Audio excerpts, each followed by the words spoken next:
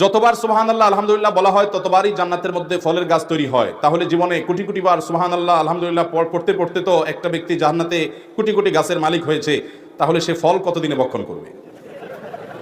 আজীব আজীব প্রশ্ন, মাশাআল্লাহ। নোয়াখালীর মানুষের মাথায় এত প্যাচ। ভাই, আলামুল গায়েবকে আমরা অনেকে আলামুল হাজিরের সাথে তুলনা করি। জান্নাত এটা কি গায়েবের জগৎ না হাজিরের জগৎ? গায়েব আর হাজির বুঝেন তো? যেটা অদৃশ্য, যেটা আমাদের চোখের আড়ালে, যেটা আমরা দেখি না, সেটা কিসের জগৎ? গায়েবের জগৎ।